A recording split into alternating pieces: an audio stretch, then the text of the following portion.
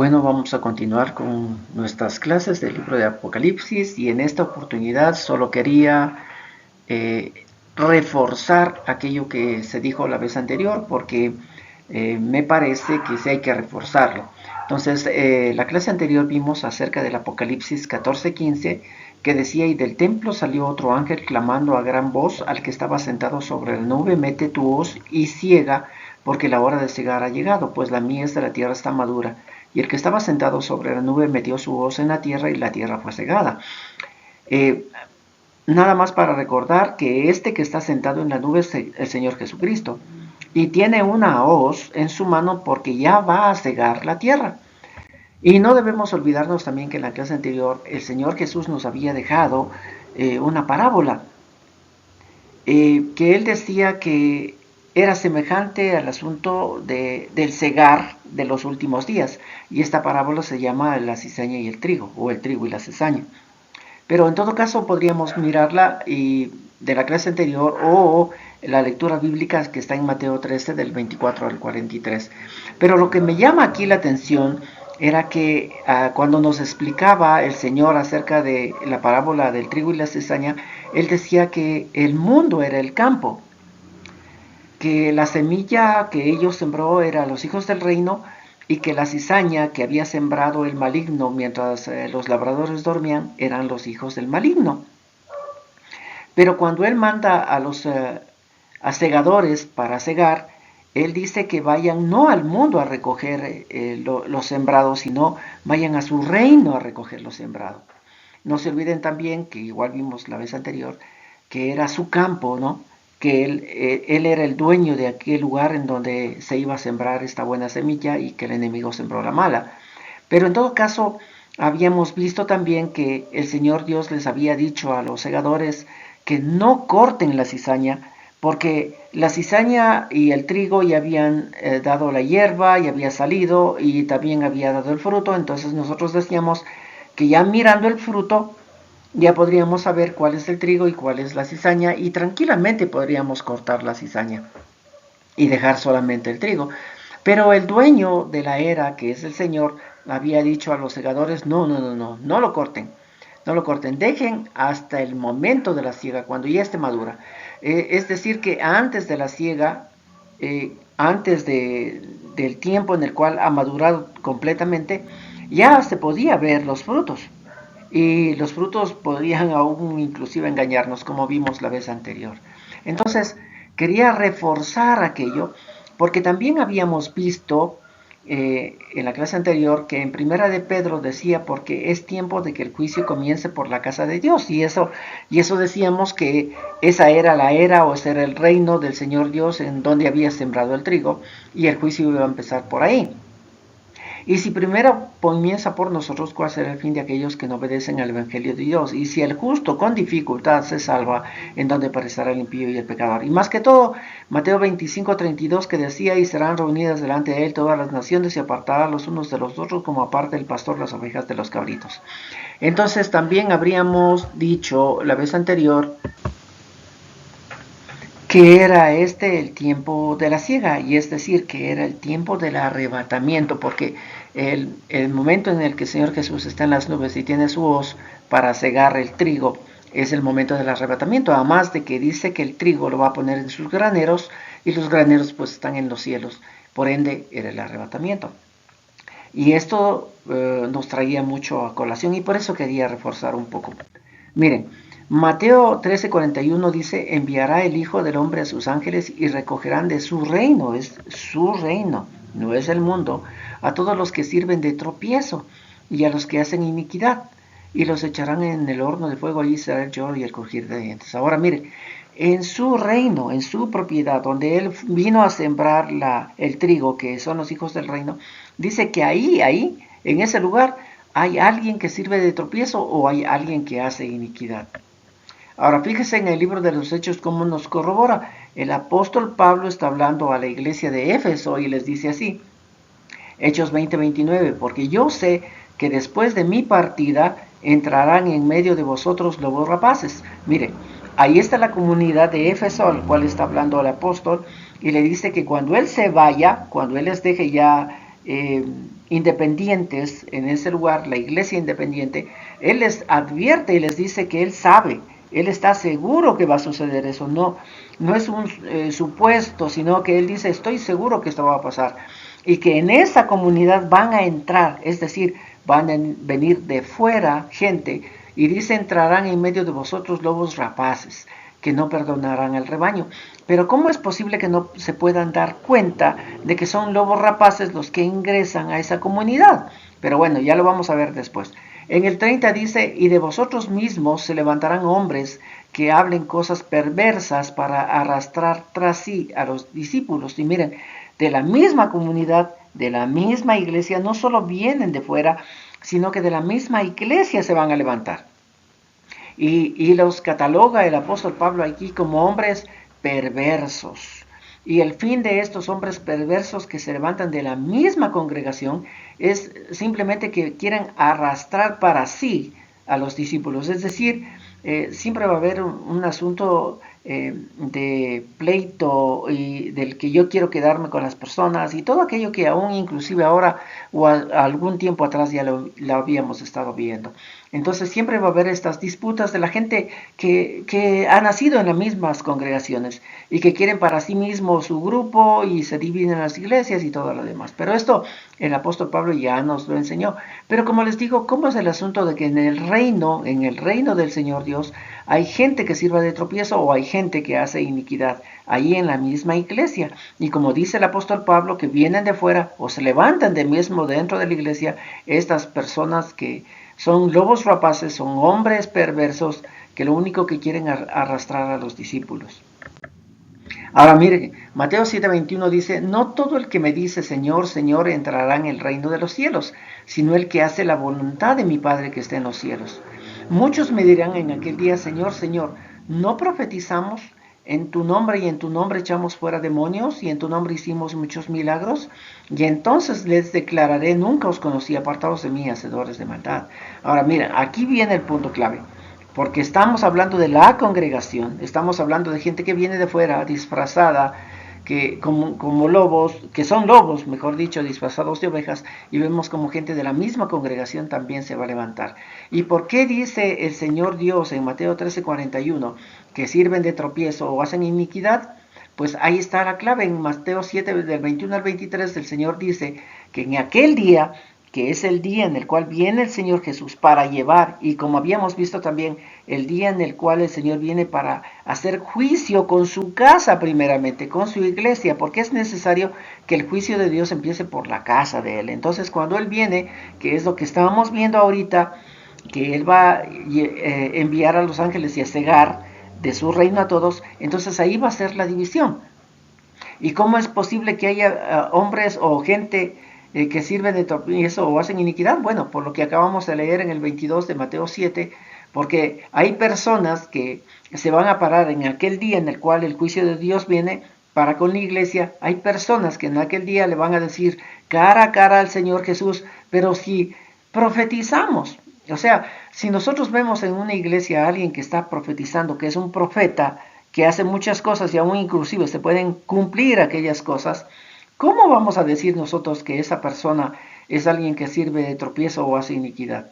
Y si vemos a alguien en la iglesia que está echando fuera demonios o que está haciendo muchos milagros, ¿cómo vamos a poder decir nosotros que esos son gente que hace tropiezo o hace iniquidad? Creo que es un poquito así, medio como complicada la cuestión, medio complicada.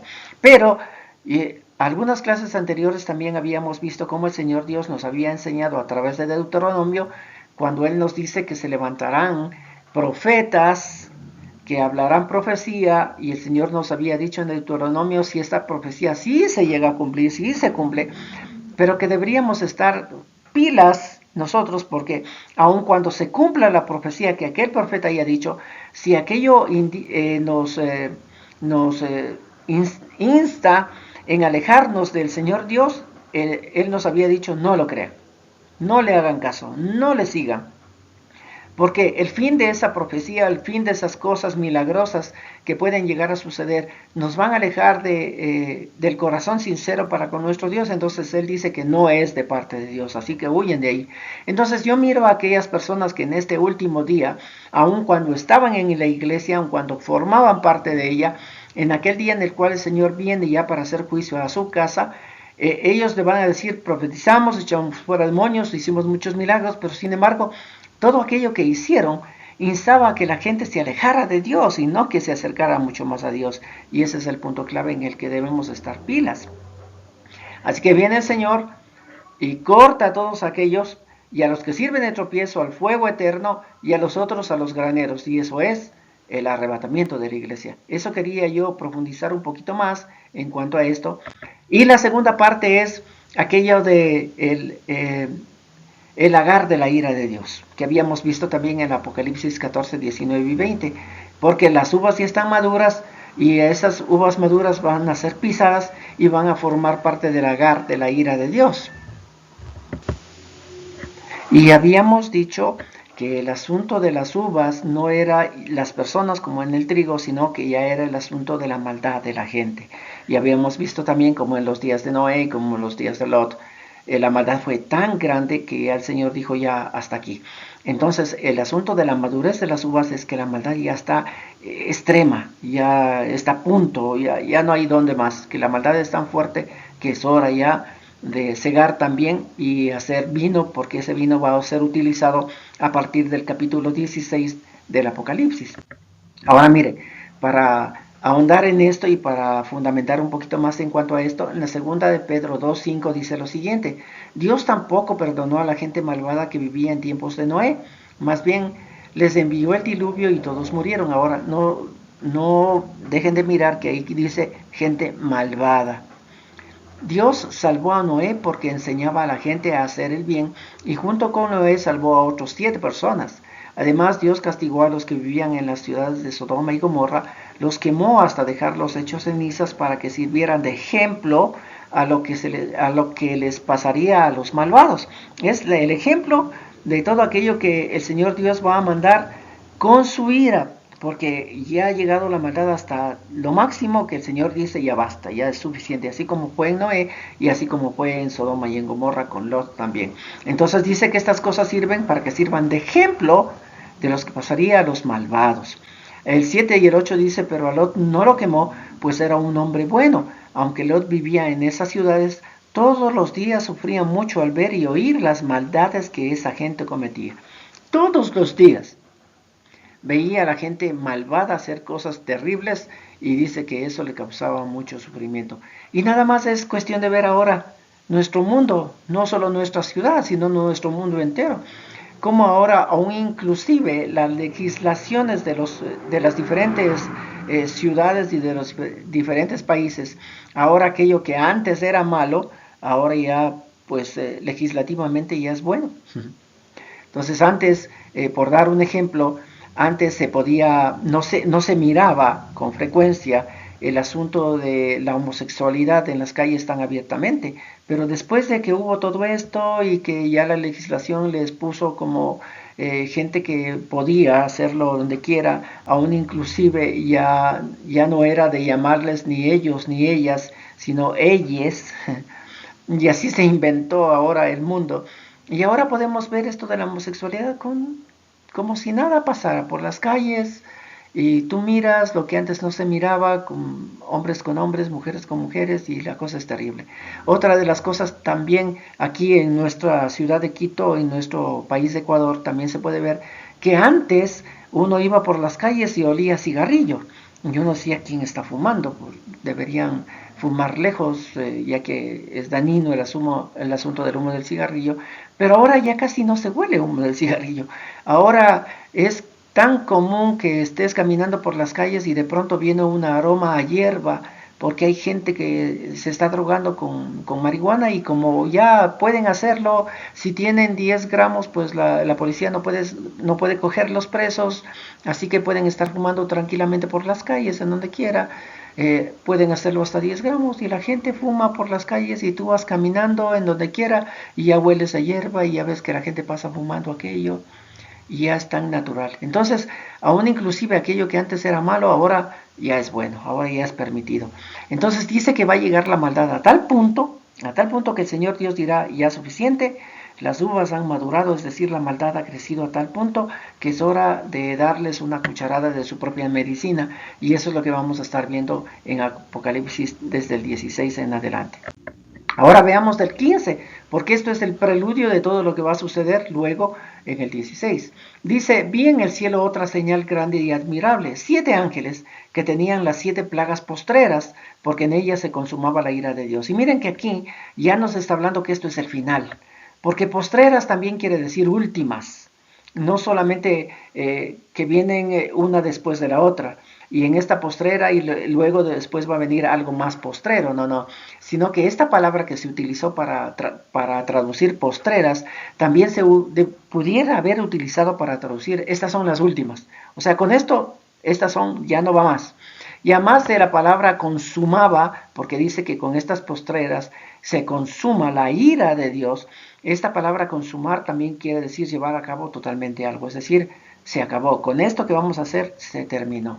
Y ahora vamos a ver a 7 ángeles con 7 plagas que son las últimas que van a venir, sobre quienes lo vamos a estar viendo también.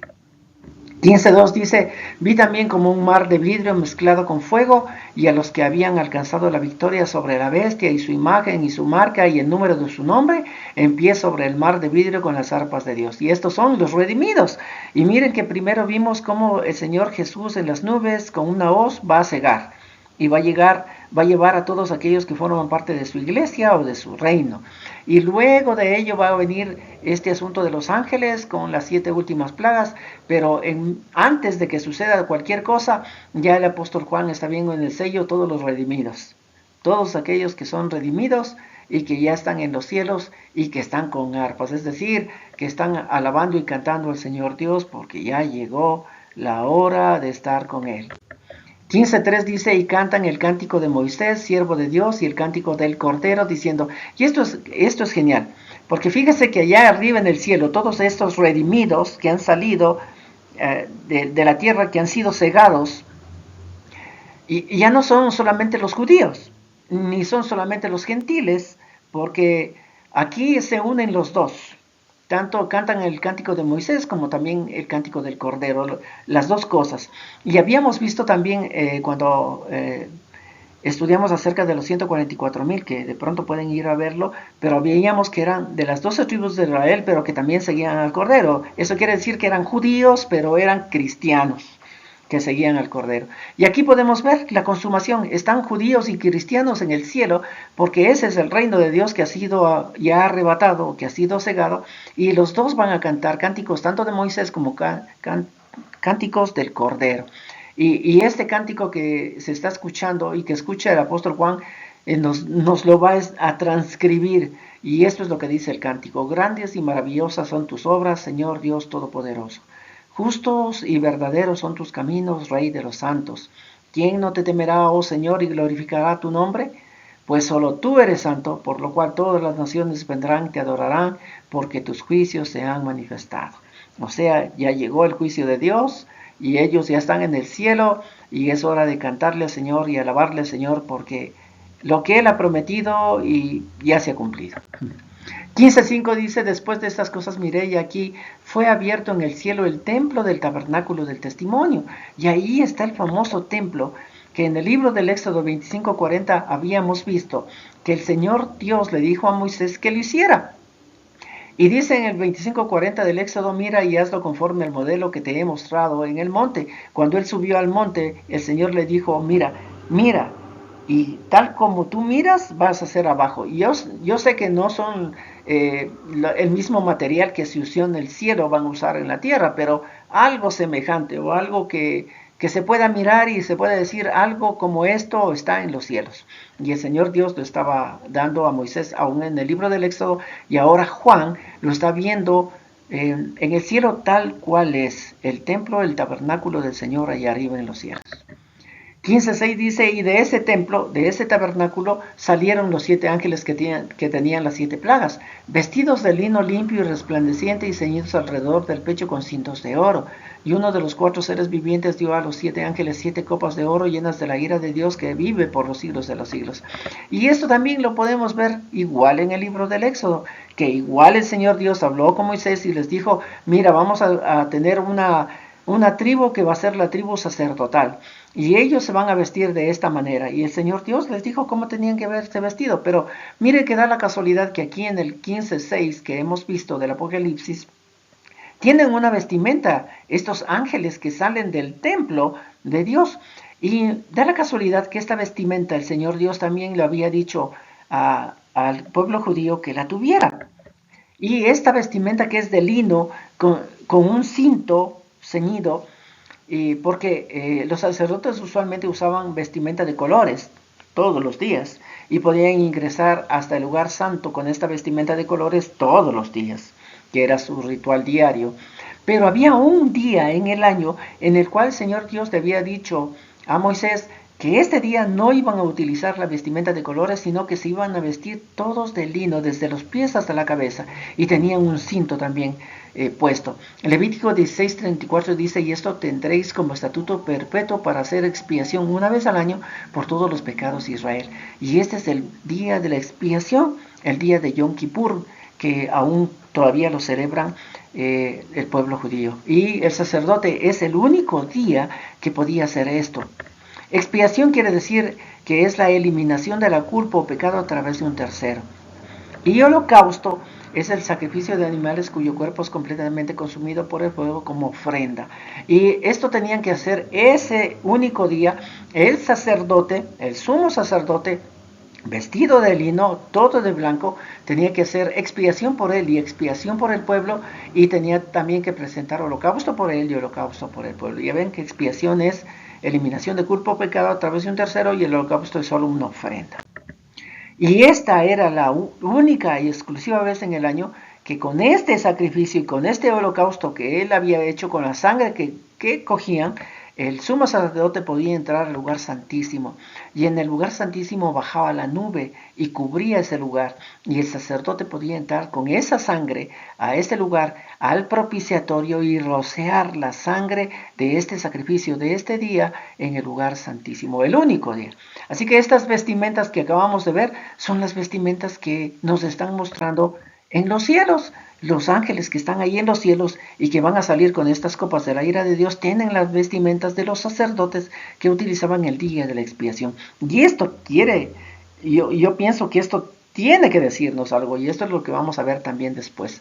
15:8 dice, y el templo se llenó de humo por la gloria de Dios y por su poder, y nadie podía entrar en el templo hasta que se hubieran cumplido las 7 plagas de las 7 ángeles. E igual, en el Éxodo 40, del 34 y 35, vamos a ver que el Señor Dios también lo hacía en el pueblo de Israel. Él bajaba y llenaba el templo, como lo habíamos visto también en este día de la expiación. Él baja y llena el lugar santísimo con la nube, y los únicos que pueden ir hasta ese día es sumo sacerdote, nadie más, todos debían estar lejos de ahí.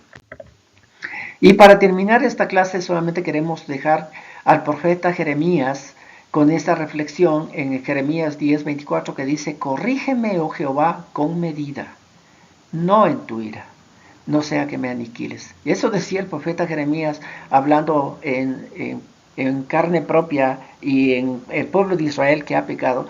Pero el profeta Jeremías, orando al Señor Dios, le decía que sí, que puede corregir, porque el justo juicio de Dios tiene que llegar. Y como habíamos visto, el justo juicio de Dios llega primero con la casa de él. Y el profeta Jeremías dice, corrígeme, sí, corrígeme, Señor Dios, con medida, no en tu ira, no en tu ira. Y vamos a ver cómo después de ser cegada, después de ser llevada a la iglesia, la ira de Dios va a caer sobre la tierra. Y el 25 dice, derrama tu ira sobre los pueblos que no te conocen, sobre las naciones que no invocan tu nombre, porque han devorado a Jacob. Sí, lo han devorado y consumido, y han asolado su morada. Y en esto de Jacob está incluido la iglesia del Señor también. Todo lo que han hecho en contra de la iglesia del Señor y todo lo que han hecho en contra del pueblo de Dios, el Señor Dios, a través de su ira, les va a dar una cucharada de su propia medicina. Y eso es lo que vamos a estar viendo luego. Dios me los bendiga ricamente.